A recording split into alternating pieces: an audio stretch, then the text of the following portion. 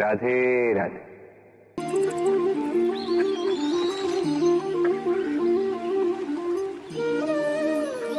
समय के आरंभ से ही मनुष्य को एक प्रश्न सदा पीड़ा देता है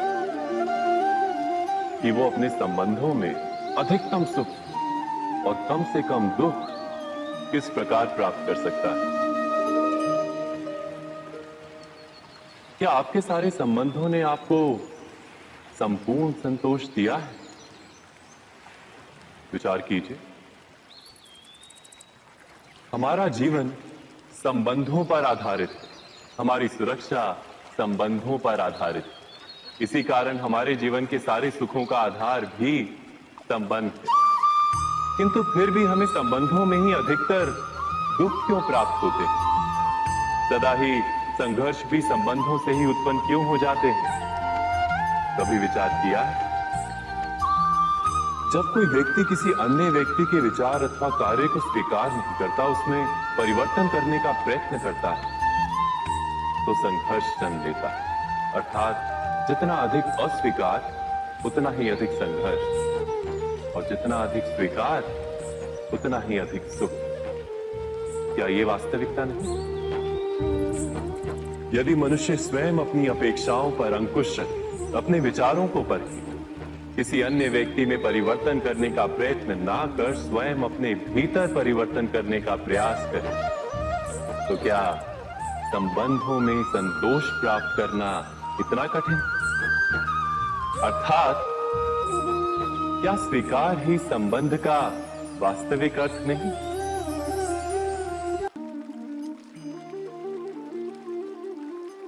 जगत में प्रत्येक व्यक्ति को किसी ना किसी प्रकार की निर्बलता अवश्य होती। जैसे कोई बहुत तेजी से दौड़ नहीं पाता तो कोई अधिक भार नहीं उठा पाता, कोई असाध्य रोग से पीड़ित रहता है तो कोई पढ़े हुए पाठों को स्मरण में नहीं रख पाता। ऐसे अनेकों उदाहरण और भी हैं। क्या आप किसी ऐसे व्यक्ति को जानते हैं जिसे सब कुछ प्राप्त हो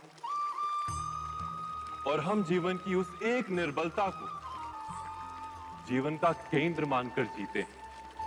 इस कारणवश हृदय में दुख और असंतोष रहता है सदा। निर्बलता मनुष्य को जन्म से अथवा संजोग से प्राप्त होती है, किंतु उस निर्बलता को मनुष्य का मन अपनी मर्यादा बना लेता है। किंतु कुछ व्यक्ति ऐसे भी होते हैं जो अपने पुरुषार्थ और श्रम से उस निर्बलता को पराजित कर देते हैं। क्या भेद है उनमें और अन्य लोगों में? यह आपने कभी विचार किया है? सरल सा उत्तर है इसका। जो व्यक्ति निर्बलता से पराजित नहीं होता, जो पुरुषार्थ करने का साहस रखता है हृदय में, वो निर्बलता को पार कर जाता है। अर्थात निर्बलता अवश्य ईश्वर देता है, किंतु मर्यादा मनुष्य का मन ही निर्मित करता है। स्वयं विचार कीजिए।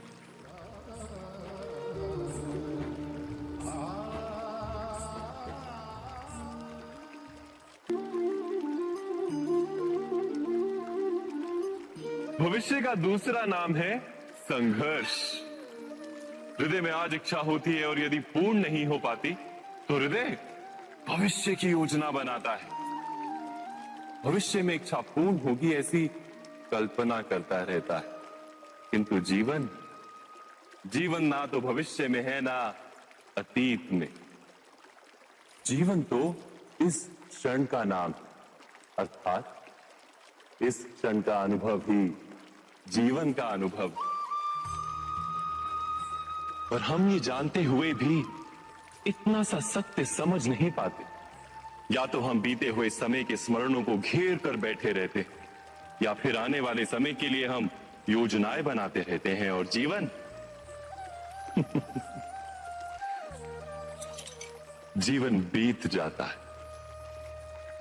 एक सत्य यदि हम हृदय में उतार लें कि ना हम भविष्य देख सकते हैं, ना ही भविष्य निर्मित कर सकते हैं, हम तो केवल धैर्य और साहस के साथ भविष्य को आलिंगन दे सकते हैं, स्वागत कर सकते हैं भविष्य का। तो क्या जीवन का हर पल जीवन से नहीं भर जाएगा? स्वयं विचार कीजिए।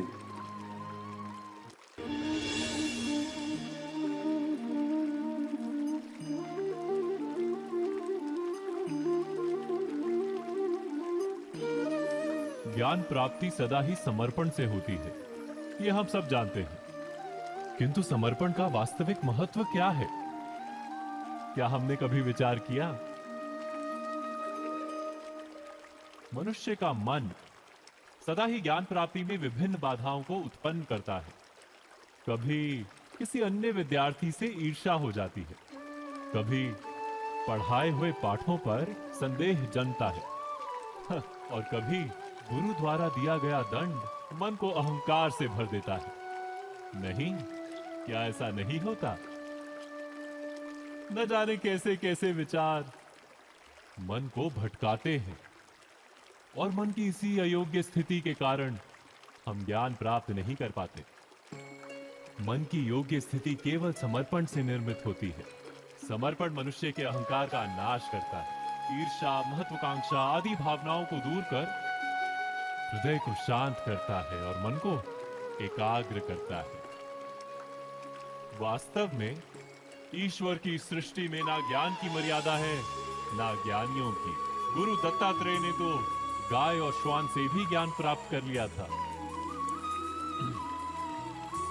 अर्थात विषय ब्रह्म ज्ञान का हो या जीवन के ज्ञान का या गुरुकुल में प्राप्त होने वाले ज्ञान का, उसकी प्राप्ति के लिए गुरु से अधिक महत्व है उस गुरु के प्रति हमारा समर्पण। क्या ये सत्य नहीं?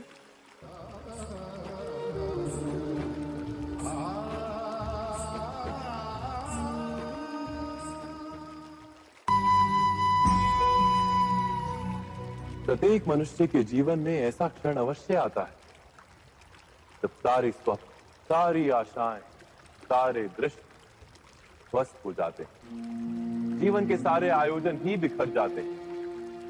एक और धर्म होता है और दूसरी ओर सुख। इसी को धर्म संकट कहते हैं। जब धर्म का वहन ही संकट हो और धर्म का त्याग ही सुख हो। विचार कीजिए, कभी किसी स्वजन के विरुद्ध सत्य बोलने का अवसर प्राप्त हो जाता है, कभी ठीक दरिद्रता के समय सरलता से चोरी करने का मार्ग प्राप्त हो जाता है, कभी किसी शक्तिशाली राजनेता या राजा के कर्मचारी का अधर्म प्रकट हो जाता है। सबके जीवन में ऐसी घटना बनती ही रहती है। अधिकतर लोग ऐसे किसी क्षण को धर्म संकट के रूप में जान ही नहीं पाते। हमें किसी प्रकार के संघर्ष का अनुभव ही नहीं होता। सहजता से सुख की ओर खींचे चले जाते हैं, जैसे मक्खी गुड़ की ओर खींची चली जाती। वास्तव में धर्म संकट का क्षण ईश्वर के निकट जाने का क्षण होता है। यदि हम संघर्षों से भयभीत ना हो, सुख की ओर आकर्षित ना हो, अपने धर्म पर दृढ़ रहे, तो ईश्वर का साक्षात्कार दूर नहीं।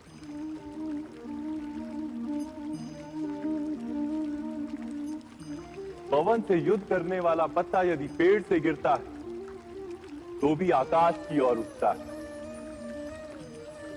पवन से झुकने वाली घास वहीं भूमि पर रह जाती है। अर्थात धर्म संकट से यदि हम संकट को ही टाल दें, सुख तो मिलता है, जीवन बढ़ता है, किंतु क्या चरित्र नहीं टूटता? क्या आत्मा दरिद्र नहीं हो जाती? क्या ईश्वर से अंतर नहीं हो जाता?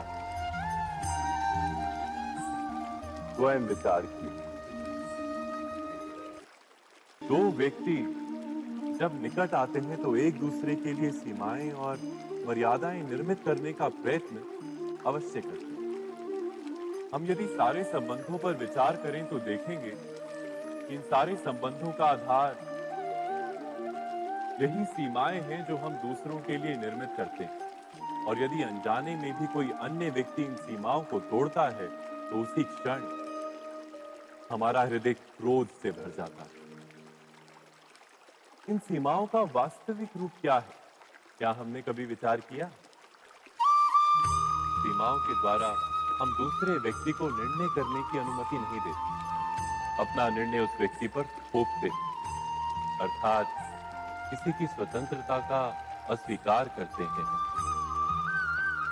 और जब स्वतंत्रता का अस्वीकार किया जाता है तो उसका हृदय दुख से भर जाता है, और जब वो सीमाओं को तोड़ता है तो हमारा हृदय क्रोध से भर जाता है। क्या ऐसा नहीं होता?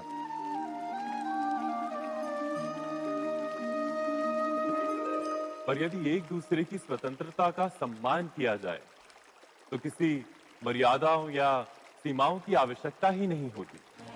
अर्थात जिस प्रकार स्वीकार किसी संबंध का देह है, क्या वैसे ही स्वतंत्रता किसी संबंध की आत्मा नहीं?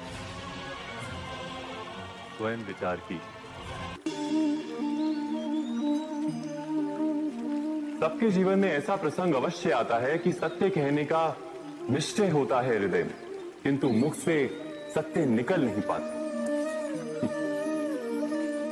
कोई भय मन को घेर लेता है। किसी घटना अथवा प्रसंग के बारे में बात करना या फिर स्वयं से कोई भूल हो जाए उसके बारे में कुछ बोलना, क्या ये सत्य है?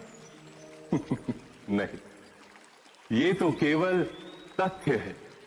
अर्थात जैसा हुआ था वैसा केवल बोल देना सामान्य सी बात है। किंतु कभी कभी उस तथ्य को बोलते हुए भी भय लगता है। कदाचित किसी दूसरे की भावनाओं का विचार आता है मन, दूसरे को दुख होगा ये भय भी शब्दों को रोकता है। तो ये सत्य क्या है? क्या हमने कभी विचार किया है? जब भय रहते हुए भी कोई तथ्य बोलता है तो वो सत्य कहलाता है। वास्तव में सत्य कुछ और नहीं, केवल निर्भयता का दूसरा नाम है।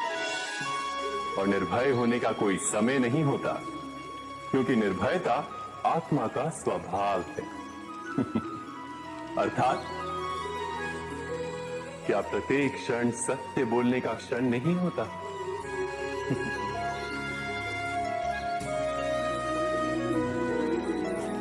स्वयं विचार कीजिए।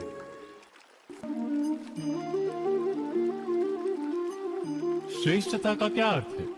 श्रेष्ठता का अर्थ है दूसरों से अधिक ज्ञान प्राप्त करना। अर्थात मूल्य इस बात का नहीं कि स्वयं कितना ज्ञान प्राप्त किया, मूल्य इस बात का है कि प्राप्त किया हुआ ज्ञान अन्य लोगों से कितना अधिक है। अर्थात श्रेष्ठता की इच्छा ज्ञान प्राप्ति को भी एक स्पर्धा बना देती है, और स्पर्धा में विजय अंतिम कब होती है?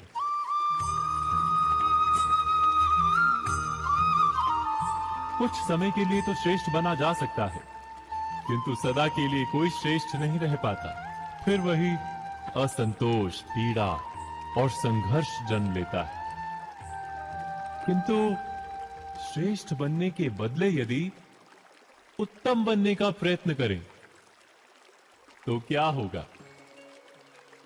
उत्तम का अर्थ है कि जितना प्राप्त करने योग्य है वो सब प्राप्त करना, किसी से अधिक पाने की इच्छा से नहीं, मात्र आत्मा की तृप्ति हेतु कुछ प्राप्त करना। उत्तम के मार्ग पर किसी अन्य से स्पर्धा नहीं होती, स्वयं अपने आप से स्पर्धा होती है। अर्थात उत्तम बनने का प्रयत्न करने वाले को देर अबेर सारा ज्ञान प्राप्त हो जाता है, बिना प्रयत्न के ही वो श्रेष्ठ बन जाता है। किंतु जो श्रेष्ठ बनने का प्रयत्न करता है वो श्रेष्ठ बने या ना बने, उत्तम कभी नहीं बन पाता।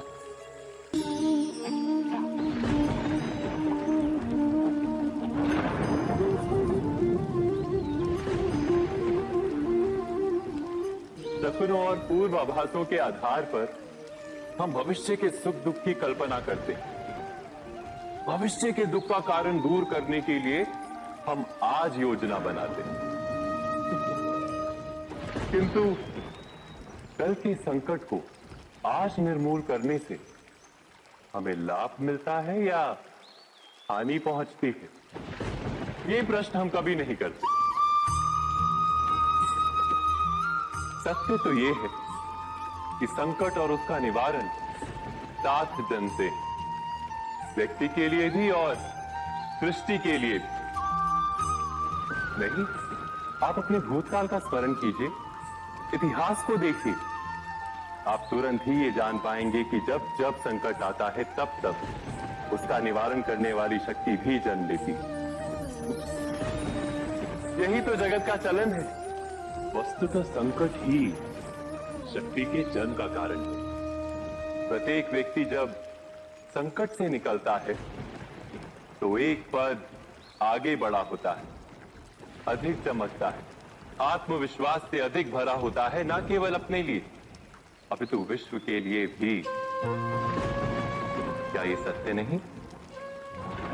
वास्तव में संकट का जन्म है एक अवसर का जन्म, अपने आप को बदलने का अवसर, अपने विचारों को ऊंचाई पर करने का अवसर, अपनी आत्मा को बलवान और ज्ञान मंडित बनाने का अवसर। जो ये कर पाता है उसे कोई संकट नहीं होता, किंतु जो ये नहीं कर पाता